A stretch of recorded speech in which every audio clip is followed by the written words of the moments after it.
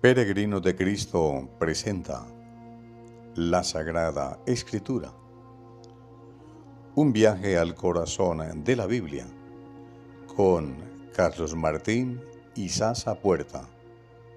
Bienvenidos. En el nombre del Padre, del Hijo y del Espíritu Santo. Amén. Señor, nos hundimos. Tenemos al cuello las aguas que tanto tememos, pero que no enfrentamos y que mucho menos derrotamos.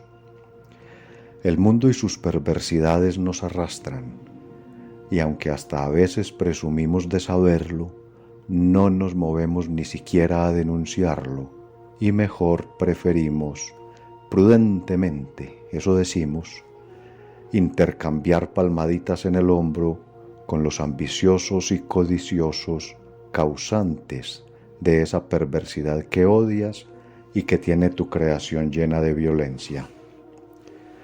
El tiempo se agota, Señor.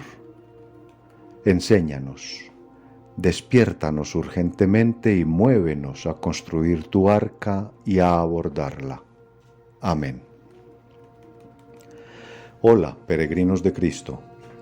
Sean todos, como siempre, bienvenidos a nuestro encuentro semanal con la Sagrada Escritura para continuar nuestro viaje al corazón de la Biblia en el Antiguo Testamento. Con ustedes, Carlos Martín y Sasa Puerta, laico defectuosamente al servicio del Señor. Bueno, y como siempre, empecemos refrescando lo visto en nuestro encuentro anterior para ponernos nuevamente en contexto. Entonces recordemos que los escritores sagrados, a partir de su divinamente inspirada observación y gozando y ejerciendo la sabiduría que esa inspiración divina les otorga, concluyen atribuyéndoselo a la fuente de su sabiduría e inspiración, o sea, a Dios, que la tierra se había llenado de perversión y violencia. Y meditamos también en cuáles podrían ser esas perversiones que pueden llenar de violencia la tierra, puesto que la violencia no surge por cualquier falta o por faltas simples. Y descubrimos entonces que esa violencia a la cual se refieren los escritores sagrados y que ellos dicen que Dios observó, es una de los efectos causados por el afán del ser humano por querer ser y por querer tener más que los demás, lo cual, vieron los agiógrafos, tal y como lo estamos viendo nosotros hoy por hoy también, conduce a la humanidad indefectiblemente al caos. Y el resultado final tendrá que ser el colapso de la autodestrucción. Hoy estamos viendo cómo 3 o 4 déspotas dementes, tiranos y opresores, obsesionados por el poder y por el dinero, tienen bajo su dedo índice el botón que activa ese diluvio universal que iremos descubriendo aquí poco a poco. Y lo observado por aquellos escritores sagrados de la antigüedad, con total seguridad no fue muy distinto a lo que estamos viendo nosotros hoy. Y en nuestra cita anterior nos habíamos despedido con la expectativa de que la bondadosa y generosa omnisapiencia omnipresente del omnipotente y eterno ordenador soberano, al cual llamamos Dios, tenía ya preparado un plan de rescate que procuraría persuadirnos para que revirtiéramos entonces, y revirtiéramos hoy también, el cataclismo hacia el cual nos dirigíamos entonces y hacia el cual nos dirigimos también hoy. En ese punto de expectativa esperanzadora estábamos o habíamos quedado pues. ¿De qué se tratará? Eso es lo que tenemos que descubrir y ojalá practicar. Y sé que lo descubriremos. pero de que lo practiquemos no estoy muy seguro. De hecho, por lo que veo, creo que haremos hoy exactamente lo mismo que hicimos entonces en la antigüedad. Bueno, y ahora sí entonces continuemos nuestra lectura y meditación en la continuación del texto del libro del Génesis, en el capítulo 6 y los versículos del 14 al 17.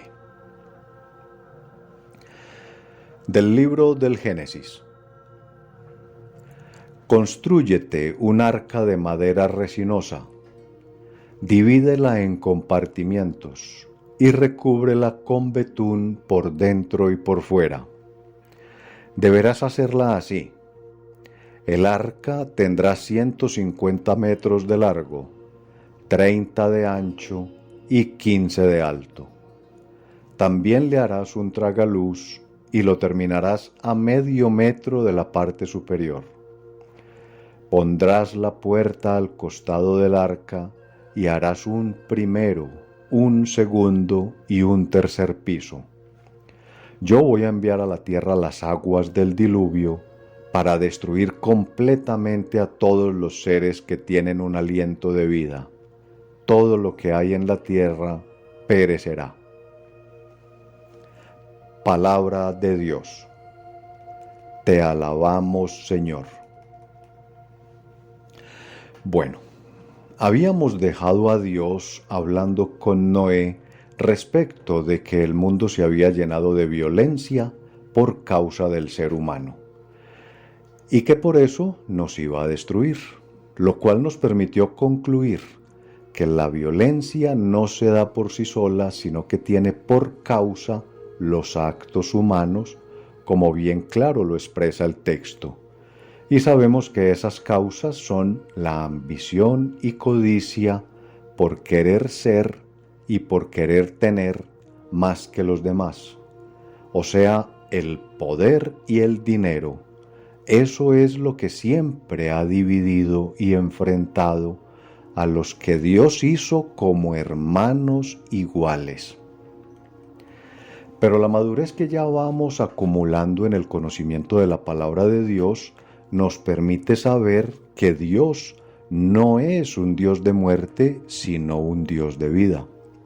Y por lo tanto sabemos también que esa destrucción, o mejor, autodestrucción, no provendría del Creador, pues es absurdo que el Creador descree. Dios no se contradice, sino que esa expresión proviene de los mismos escritores sagrados que previeron que al paso que íbamos y que vamos hoy también, a eso nos conduciría nuestra propia ambición y codicia, de manera que no es cosa de Dios. Y entonces, ese literario diálogo que los agiógrafos narran entre Dios y Noé, no es otra cosa que la figura que ellos, los agiógrafos, se inventan o se idean para transmitirnos de la forma más comprensible posible esa sabiduría que a ellos les fue inspirada de parte de Dios para concluir cuál sería el destino catastrófico al cual nos llevaría y nos está llevando nuestra propia estupidez. Pero no es solo eso que suena tan desolador y desesperanzador, sino que esos agiógrafos quieren, además, transmitirnos también, mediante esa figura imaginaria y real, no histórica, de Noé, repito, transmitirnos una instrucción de esperanza, y también inspirada por Dios, por supuesto. Instrucción mediante la cual podríamos nosotros mismos revertir esa consecuencia desoladora, revertir el colapso, y que además es la única manera de hacerlo. No hay otra manera, y no es postergable tampoco.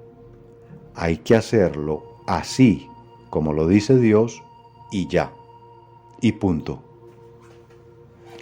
Y es, por decirlo así, quizá de manera un poco arbitraria, pero no tan arbitraria tampoco.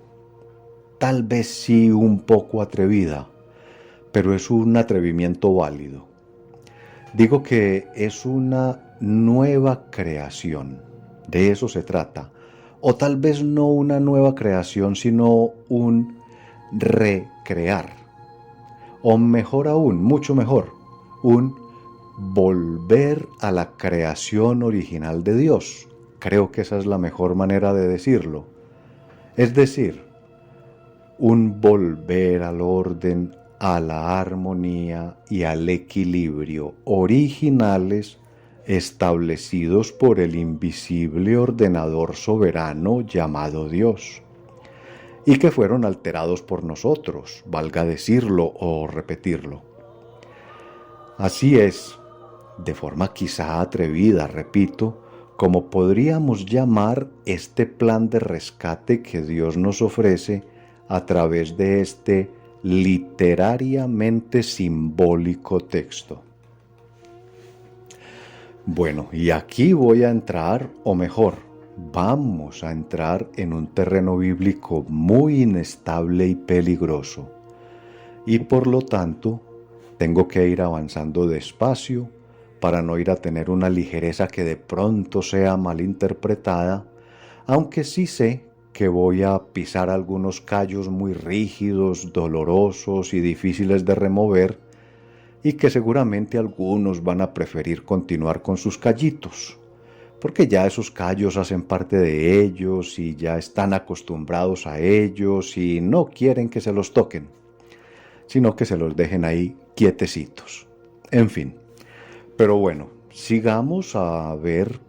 Primero que todo, debemos regresar a repasar algo que ya aprendimos. Lo habíamos aprendido unos encuentros más atrás, y fue cuando hablamos de los famosos 120 años que nos habla el versículo 3 de este mismo capítulo 6, donde leíamos esto.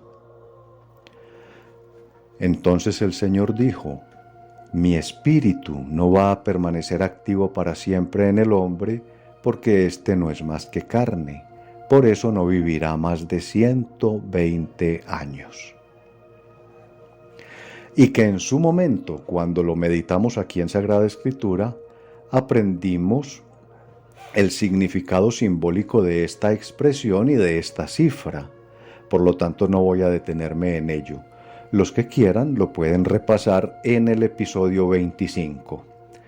Y esto es importante porque representa el tiempo de conversión que el Señor nos da para que nos transformemos, o sea, para que abandonemos las causas que han pervertido la tierra y que la tienen llena de violencia. Que eso es lo que nos dice el texto y lo que hemos estudiado hasta acá. Porque Dios no nos pide un cambio inmediato y abrupto, no. Él sabe que somos incapaces de rectificar con rapidez y con inmediatez un largo y errático caminar, como el que hemos acumulado. Entonces nos da la posibilidad de hacer una transformación, una conversión paulatina, que es básicamente el significado simbólico que encierra ese 120 años que expresa la Biblia. Pero si quieren repasarlo en detalle deben ir al episodio 25, como ya les dije. Bueno, y otro punto importante que debemos tener en cuenta antes de seguir adelante, y que ya también lo habíamos visto o mencionado mucho antes, les recuerdo en el bloque 1, titulado Los Orígenes, y segmento 1, titulado La Creación, donde estudiamos aquello de que el Espíritu de Dios se movía sobre las aguas. ¿Lo recuerdan? Al principio de la creación. Pues bien, lo pueden repasar en el encuentro 3 de toda esta serie de la Sagrada Escritura. Pero a grosso modo, ahí aprendimos que el pueblo hebreo siente un gran temor por las masas de agua. Ellos le temen al agua, De hecho, ellos nunca han sido grandes navegantes. Y además, teniendo en cuenta que todos sus enemigos, sus invasores, que fueron hartos, les llegaban siempre por alta mar.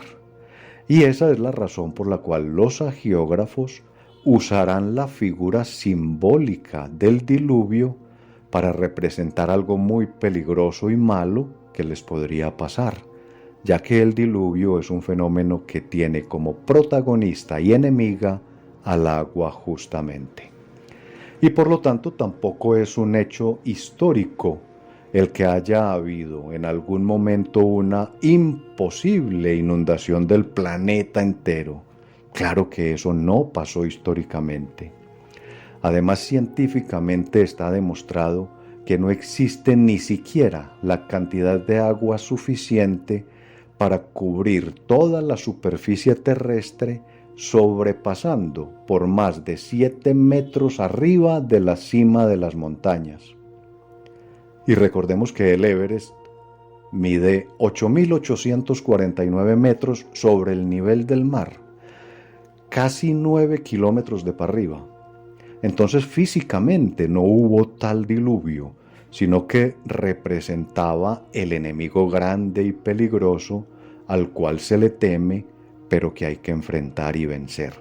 Ese es el verdadero sentido, el sentido profundo de esa figura simbólica del diluvio.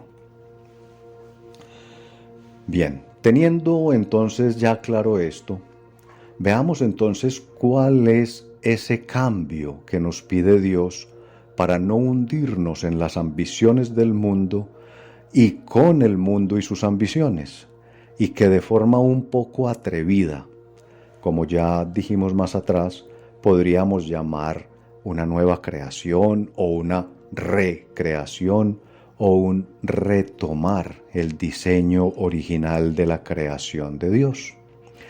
Y hoy solo alcanzaremos a decir que, y nos va a quedar como material de análisis para esta semana, para que todos se pongan las pilas, que la construcción del arca, que analizaremos en nuestro próximo encuentro, ¿acaso no la ven como una solicitud de Dios para que construyamos un mundo de acuerdo a sus instrucciones y por lo tanto en el cual nos podamos salvar, o sea, mantener lejos de las seducciones y tentaciones de quienes construyen otro mundo según las instrucciones de otros dioses?